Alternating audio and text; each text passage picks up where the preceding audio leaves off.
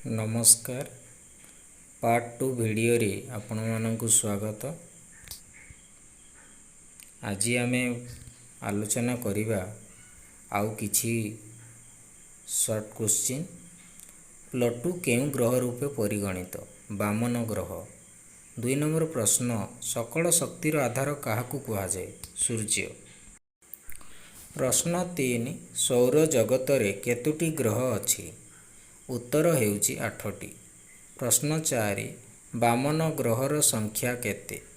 उत्तर हेउची 3टी। वामन ग्रहर नाम लेख। वामन ग्रह गुड़िक हेउचंती प्लूटो, सेरिस, यूवी 313। 3टी वामन ग्रह आमर अछि। प्रश्न 6, सौर जगत कहिले कौन बुझ?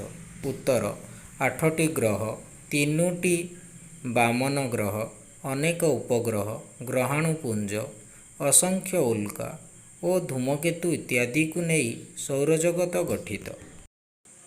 प्रश्न 7, सूर्य एक डैश ग्रह, उपग्रह, उत्तप्त गैसीय पिंड? उत्तर होची उत्तप्त गैसीय पिंड।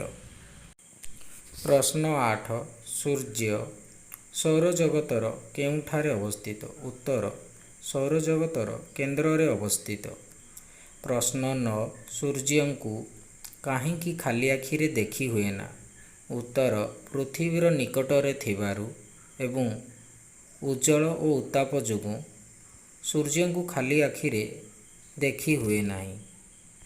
प्रश्न 10, पृथ्वी ठारू सूर्य को दूरता प्राय केते किलोमीटर? उत्तर 150 नियुत किलोमीटर।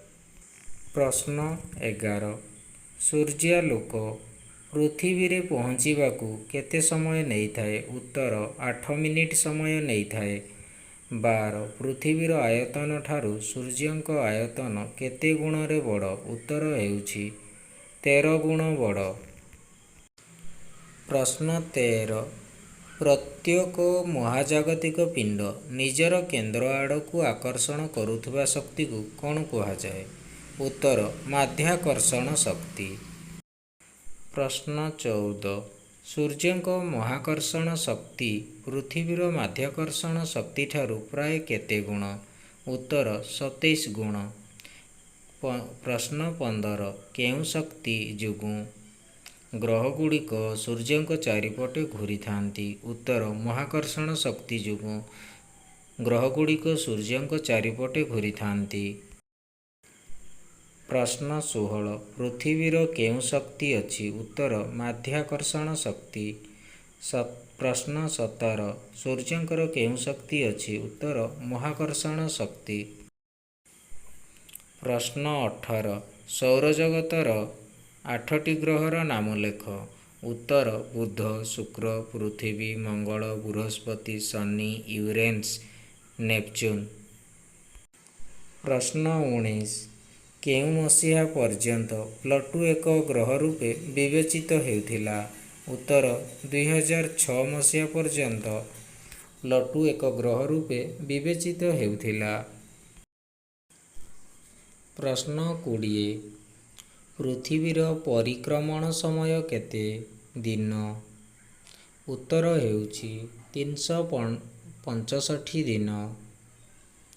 प्रश्न 21, पृथ्वीर आवर्तन समय केते? उत्तर हेउची 24 घंटा। जदि आपनकु एही भिडियोटी भल लागिला ताहले गोटिए लाइक एवं सब्सक्राइब निश्चित भावरे करंतु, जहा द्वारा कि मु वीडियो अपलोड करिया मात्रे आपनक पाखकु सर्वप्रथमे पहुँची पारिबो।